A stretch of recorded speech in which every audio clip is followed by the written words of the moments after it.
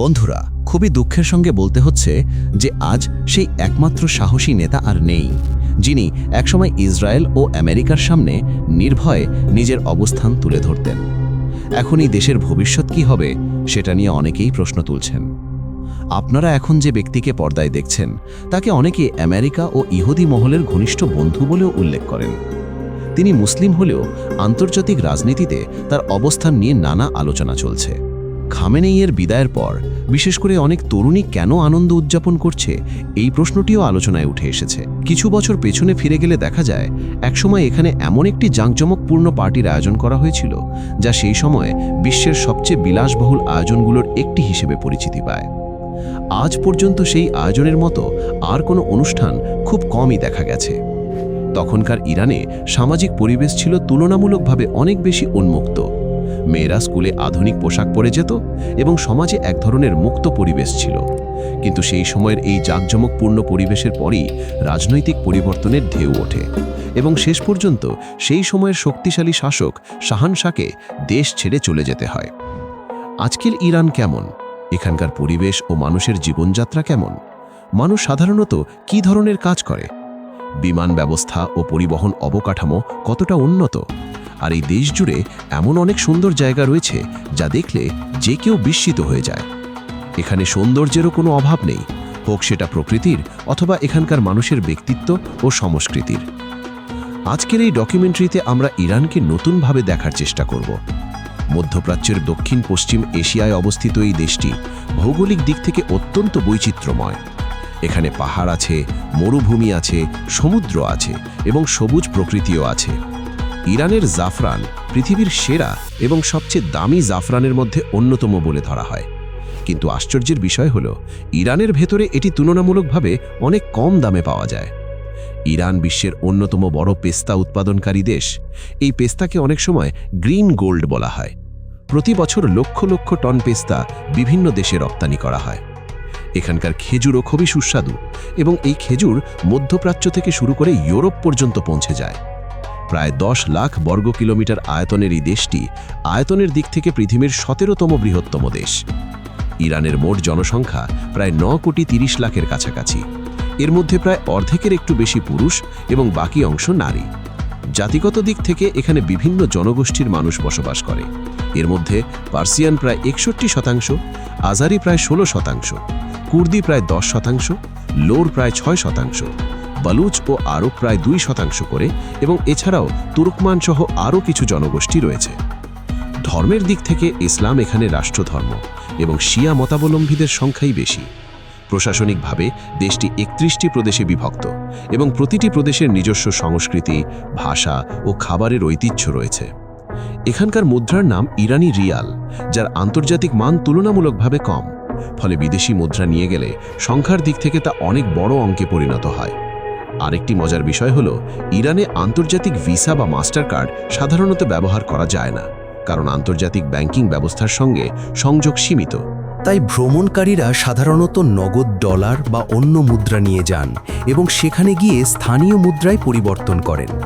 তবে দেশটির নিজস্ব এটিএম ও ডিজিটাল পেমেন্ট ব্যবস্থা বেশ উন্নত। ফলে ছোট দোকান, রাস্তার খাবারের বিক্রেতা কিংবা ট্যাক্সি অনেকেই স্থানীয় কার্ড বা মোবাইল পেমেন্ট গ্রহণ করে। প্রাকৃতিক সম্পদের দিক থেকেও ইরান অত্যন্ত সমৃদ্ধ। এখানে প্রাকৃতিক গ্যাস ও তেলের বিশাল মজুদ রয়েছে এবং বিশ্বে এই খাতে অন্যতম বড় উৎপাদক দেশ হিসেবে পরিচিত। এই কারণেই এখানে জ্বালানির দাম তুলনামূলকভাবে অনেক কম, ফলে দেশের ভেতরে যাতায়াতও সহজ ও সাশ্রয়ী। ইরানের সীমান্ত উত্তরে আর্মেনিয়া, আজারবাইজান ও তুর্কমেনিস্তানের সঙ্গে যুক্ত, আর উত্তরের দিকে রয়েছে ক্যাসপিয়ান সাগরের সুন্দর উপকূল। পূর্বে রয়েছে আফগানিস্তান ও পাকিস্তান, পশ্চিমে ইরাক ও তুরস্ক, আর দক্ষিণে রয়েছে পারস্য উপসাগর ও ওমান উপসাগরের দীর্ঘ উপকূল রেখা। চারপাশে ভিন্ন ভিন্ন সংস্কৃতির দেশ এবং সমুদ্রের উপস্থিতি ইরানকে ভৌগোলিকভাবে আরও গুরুত্বপূর্ণ করে তুলেছে। এই দেশের রাজধানী তেহরান, যা পাহাড় ঘেরা অঞ্চলের পাদদেশে অবস্থিত এবং ইরানের সবচেয়ে বড় ও আধুনিক শহর হিসেবে পরিচিত।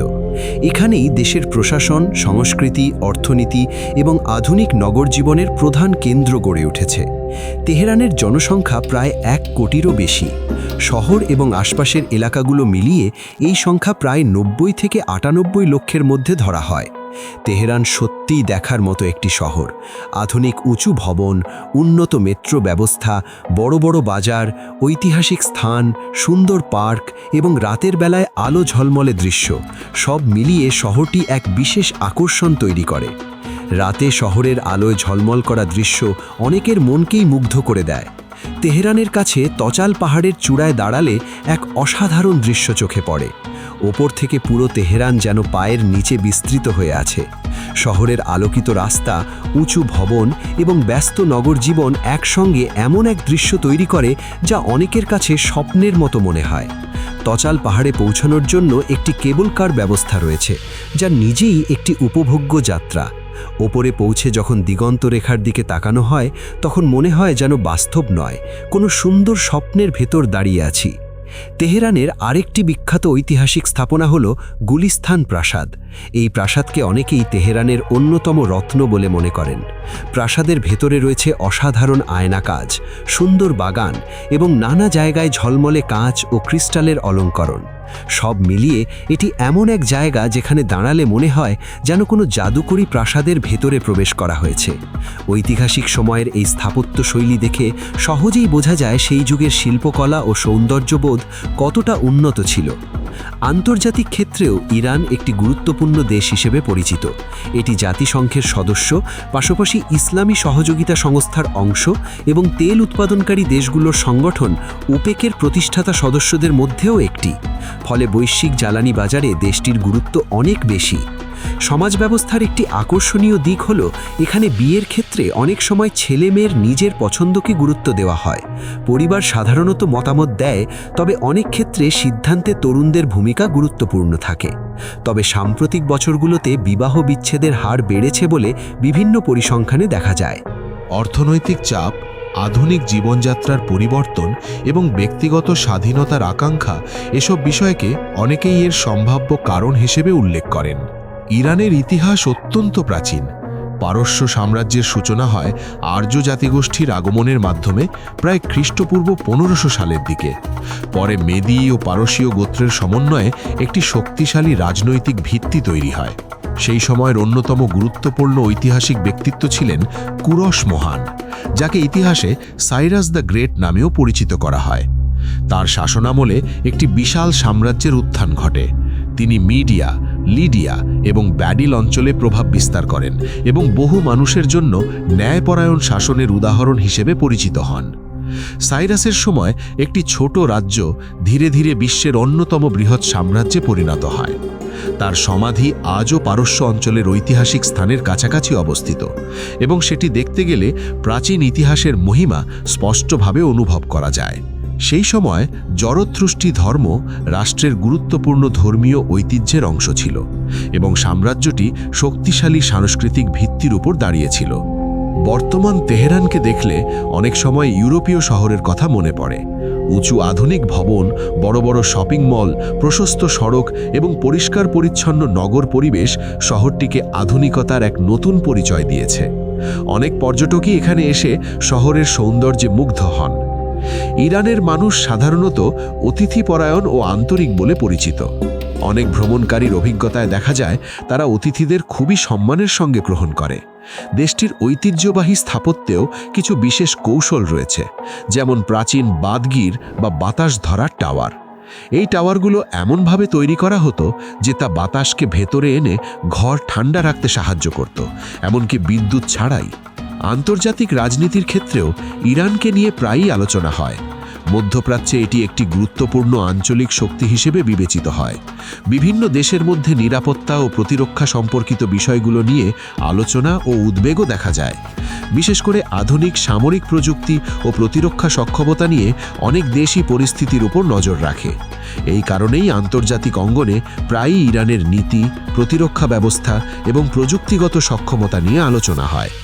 বিভিন্ন দেশ ইরানের কাছ থেকে স্বচ্ছতা ও আশ্বাস প্রত্যাশা করে, যাতে আঞ্চলিক স্থিতিশীলতা বজায় থাকে এবং বিশ্বব্যাপী নিরাপত্তা নিয়ে উদ্বেগ কমে। এই বিষয়গুলো নিয়েই বিশ্ব রাজনীতিতে ইরানকে ঘিরে নিয়মিত আলোচনা ও কূটনৈতিক যোগাযোগ চলতে থাকে। কিন্তু যখন সেই দৃঢ়চেতা নেতা নিজের অবস্থানে অটল ছিলেন, তখন আন্তর্জাতিক উত্তেজনা বাড়তে থাকে এবং বিভিন্ন ঘটনার প্রেক্ষাপটে ইরানের সংঘাত ও অস্থিরতার খবর সামনে আসে। সময়ের সঙ্গে সঙ্গে সেই প্রভাবশালী ব্যক্তিত্ব আর জীবিত নেই এবং অনেকেই মনে করেন যে ভবিষ্যতে দেশের নেতৃত্ব ও রাজনৈতিক দিক নির্দেশনা নতুনভাবে নির্ধারিত হবে। কেউ কেউ মনে করেন আন্তর্জাতিক শক্তিগুলো নিজেদের স্বার্থ অনুযায়ী ইরানের রাজনীতিতে প্রভাব বিস্তার করতে চাইবে। আবার সমাজের ভেতরে ভিন্ন ভিন্ন মতও দেখা যায়। কেউ সামাজিক পরিবর্তনের সম্ভাবনা নিয়ে আশাবাদী, আবার অন্যরা ঐতিহ্য ও মূল্যবোধ নিয়ে উদ্বিগ্ন। ইরানের সমাজে এই বিষয়গুলো নিয়ে নানা আলোচনা রয়েছে। কেউ মনে করেন সামাজিক নিয়মকানুন শিথিল হলে তরুণ প্রজন্মের জীবনধারায় পরিবর্তন আসবে। আবার অন্যরা মনে করেন ঐতিহ্য ও সংস্কৃতির ভেতরেই নিরাপত্তা ও স্থিতিশীলতা নিহিত রয়েছে। দেশের বিভিন্ন স্থানে কিছু মানুষ রাজনৈতিক পরিবর্তনের খবরে আনন্দ প্রকাশ করেছে, আবার অনেক মানুষ গভীর দুঃখ অনুভব করেছে। এই ভিন্ন প্রতিক্রিয়াগুলোই দেখায় যে একটি দেশের ভেতরে মতামতের বৈচিত্র্য কতটা বড় হতে পারে। ইরানের ইতিহাসে এমন অনেক ঘটনা রয়েছে যা আজও আলোচিত হয়। এর মধ্যে একটি হল 1971 সালে অনুষ্ঠিত এক বিশাল রাজকীয় অনুষ্ঠান। সেই সময়ের শাসক মোহাম্মদ রেজা পাহলভি পারস্য সাম্রাজ্যের 2500 বছরের ইতিহাস উদযাপন উপলক্ষে পার্সেপোলিসে একটি জাঁকজমকপূর্ণ অনুষ্ঠানের আয়োজন করেছিলেন। সে সময়কার অনুমান অনুযায়ী এই অনুষ্ঠানে প্রায় $100 মিলিয়ন ব্যয় হয়েছিল বলে বিভিন্ন সূত্রে উল্লেখ করা হয়, যদিও সঠিক পরিমাণ নিয়ে ভিন্ন ভিন্ন মত রয়েছে। এই অনুষ্ঠানে বিশ্বের বিভিন্ন দেশের শাসক, রাষ্ট্রনায়ক এবং বিশিষ্ট ব্যক্তিদের আমন্ত্রণ জানানো হয়েছিল। মরুভূমির মধ্যে অস্থায়ীভাবে এক ধরনের রাজকীয় শহরের মতো পরিবেশ তৈরি করা হয়েছিল, যেখানে সমৃদ্ধ আয়োজন ও ভোজের মাধ্যমে ইরানের ঐতিহাসিক ঐতিহ্য ও শক্তির পরিচয় তুলে ধরা হয়। তবে সময়ের সঙ্গে সঙ্গে রাজনৈতিক চাপ, অর্থনৈতিক সমস্যা এবং বিভিন্ন সরকারি নীতির বিরুদ্ধে জনমনে অসন্তোষ বাড়তে থাকে। ধর্মীয় ও রাজনৈতিক বিরোধিতাও শক্তিশালী হয়ে ওঠে, বিশেষ করে আয়াতুল্লাহ রুহুল্লাহ খোমেনির নেতৃত্বে। এই অসন্তোষ ধীরে ধীরে 1978 সালে বড় আকারে বিক্ষোভে রূপ নেয় এবং পরবর্তীতে তা একটি বিপ্লবের দিকে নিয়ে যায়, যা ইরানের ইতিহাসে একটি গুরুত্বপূর্ণ মোড় সৃষ্টি করে। বর্তমান সময়ে আয়াতুল্লাহ আলী খামেনি দীর্ঘদিন দেশের সর্বোচ্চ নেতৃত্বের দায়িত্ব পালন করেছেন। ইরানের রাজনৈতিক কাঠামো অনুযায়ী রাষ্ট্রপতি সাধারণত 2 মেয়াদের বেশি দায়িত্ব পালন করতে পারেন না। দেশটির সংসদে মোট 290 জন সদস্য রয়েছে এবং সেখানে বিভিন্ন ধর্মীয় সম্প্রদায়ের প্রতিনিধিত্ব দেখা যায়, যার মধ্যে খ্রিস্টান, জরস্ত্রী এবং ইহুদি সম্প্রদায়ের প্রতিনিধিরাও অন্তর্ভুক্ত। ইরানের পরিবহন ব্যবস্থা তুলনামূলকভাবে উন্নত বলে ধরা হয়। এখানে প্রায় 15টি এয়ারলাইন্স রয়েছে এবং 230টিরও বেশি বিমান ব্যবহার করা হয়। প্রতি বছর প্রায় 1 কোটির কাছাকাছি মানুষ বিমান ভ্রমণ করে। দেশের ভেতরে অনেক রুটে বিমানযাত্রা তুলনামূলকভাবে সাশ্রয়ী। উদাহরণ হিসেবে তেহরান থেকে ইস্পাহান পর্যন্ত প্রায় 340 কিলোমিটার পথের বিমানের টিকিট তুলনামূলকভাবে কম দামে পাওয়া যায়। ছোট শহরগুলোতে মাঝে মাঝে পুরনো বিমান ব্যবহারের কথাও শোনা যায়। ইরানের বিমানবন্দর ব্যবস্থাও বেশ বিস্তৃত।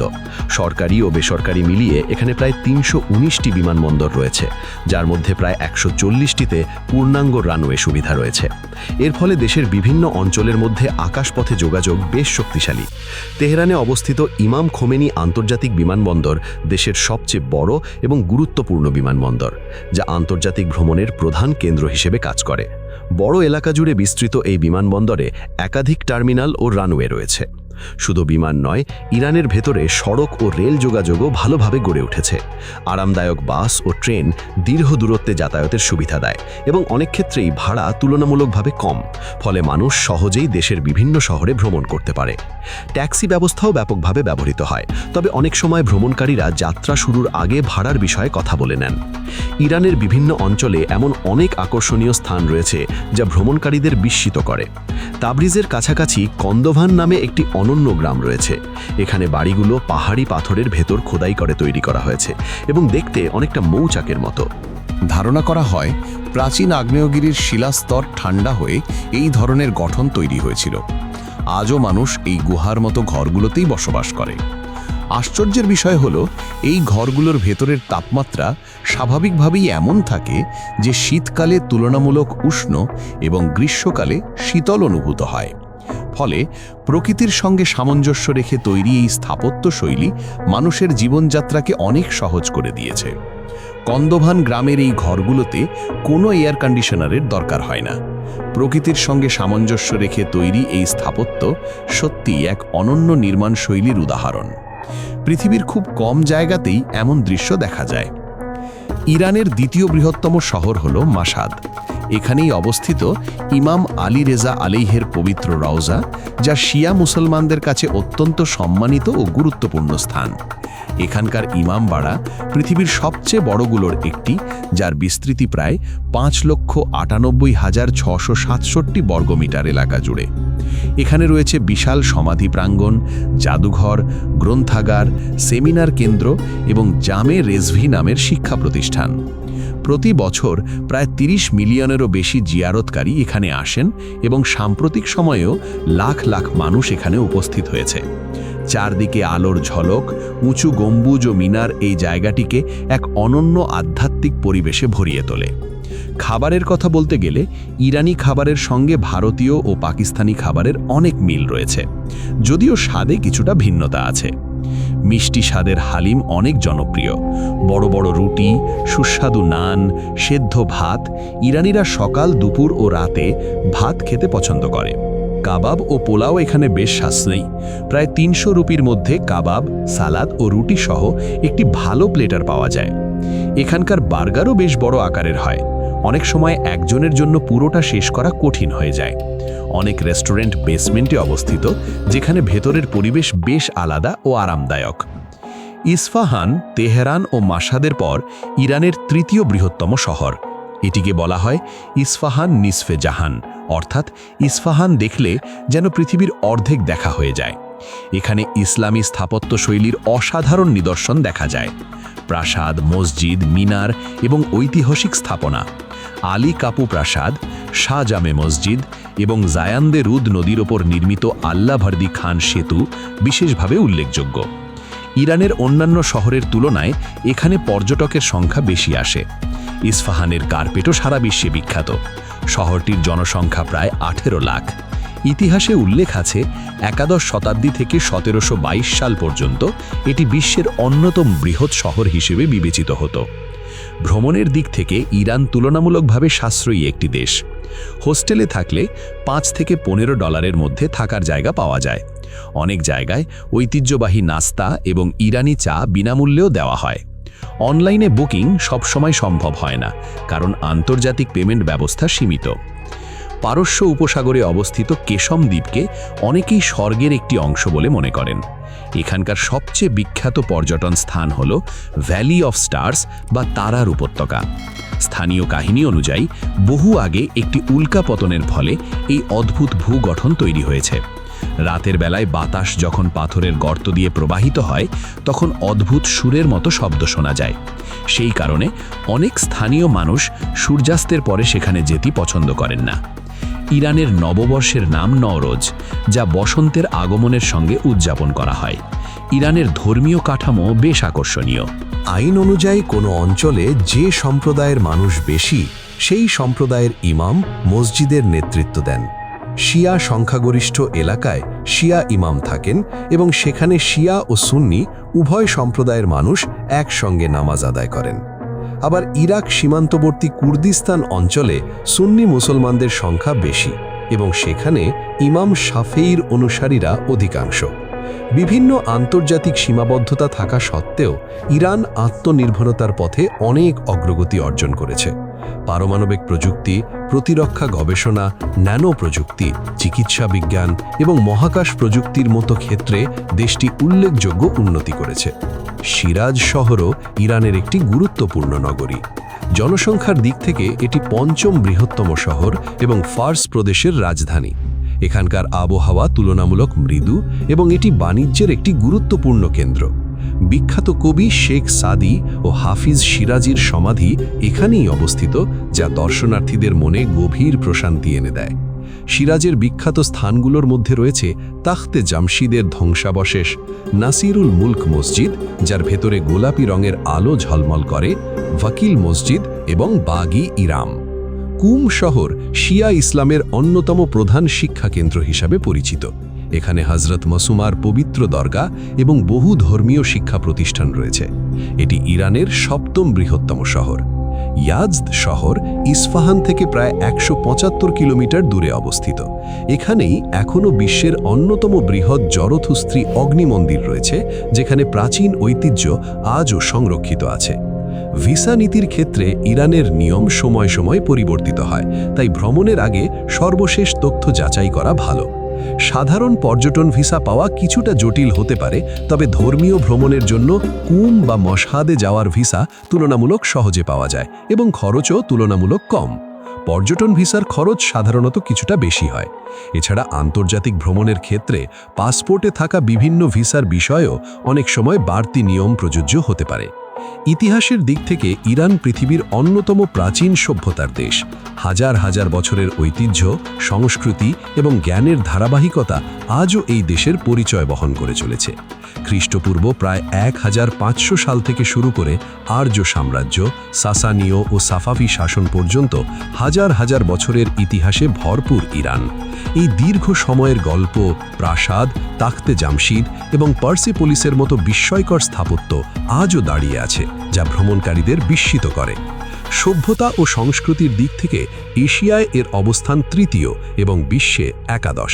এটি নিঃসন্দেহে একটি বড় অর্জন। পারস্য বাহিনীর প্রধান ছিলেন রুস্তম ফাররুখজাদ, যিনি ইরানের এক কিংবদন্তি বীর হিসাবে পরিচিত। আজও ইরানে কুস্তির সর্বোচ্চ সম্মানকে রুস্তামে ইরান বলা হয়, যা সেই শক্তিশালী বীরের নাম থেকেই এসেছে। রুস্তাম বিশাল একটি বাহিনী নিয়ে যুদ্ধে অবতীর্ণ হন। অপরদিকে মুসলিম বাহিনীর নেতৃত্বে ছিলেন হজরত সাদ ইবনে আবি ওয়াক্কাস রাদিয়াল্লাহু আনহু। যুদ্ধের আগে একটি ঘটনা উল্লেখযোগ্য। হজরত রাবিয়া ইবনে আমির রাদিয়াল্লাহু আনহু পারস্য শিবিরে গিয়ে তাদের কাছে বার্তা পৌঁছে দেন। তখন একজন পারস্য কর্মকর্তা ব্যঙ্গ করে বলেন, তোমরা কি এই তলোয়ার দিয়ে পারস্য জয় করবে? উত্তরে হজরত রাবিয়া বলেন, তুমি শুধু তলোয়ারের খাপ দেখেছ, আসল তলোয়ার দেখনি। এরপর কয়েকদিন ধরে তীব্র যুদ্ধ চলে। শেষ দিনে প্রবল ঝড় ওঠে এবং যুদ্ধের পরিস্থিতি দ্রুত বদলে যায়। রুস্তম শেষ পর্যন্ত যুদ্ধে প্রাণ হারান এবং তার দেহে অসংখ্য আঘাতের চিহ্ন পাওয়া যায়। এরপর পারস্য বাহিনী ছত্রভঙ্গ হয়ে যায়। এর কিছু বছর পর 642 খ্রিস্টাব্দে নেহাবন্দের যুদ্ধ সংগঠিত হয়, যা সাসানীয় সাম্রাজ্যের জন্য একটি নির্ধারক ঘটনা হয়ে দাঁড়ায়। এরপর শেষ সম্রাট ইয়াজদেগর্দ তৃতীয় পূর্ব দিকে পালিয়ে যান এবং সাহায্য পাওয়ার চেষ্টা করেন, কিন্তু শেষ পর্যন্ত 651 খ্রিস্টাব্দে বর্তমান তুর্কমেনিস্তানের মার্ভ শহরের কাছে তার জীবনাবসান ঘটে। এই ঘটনার মধ্য দিয়ে সাসানীয় সাম্রাজ্যের সমাপ্তি ঘটে এবং পারস্য অঞ্চল নতুন এক ঐতিহাসিক অধ্যায়ে প্রবেশ করে। আজকের এই ভ্রমণ এখানেই শেষ করছি। এই তথ্যপূর্ণ ভিডিওটিকে লাইক দিয়ে সকলের সঙ্গে শেয়ার করে দেবেন। নিচে কমেন্টে আপনাদের মতামত জানাবেন, আর নতুন দর্শক হয়ে থাকলে সাবস্ক্রাইব করে আমাদের পাশে থাকবেন। সর্বশেষে থ্যাঙ্কস ফর ওয়াচিং।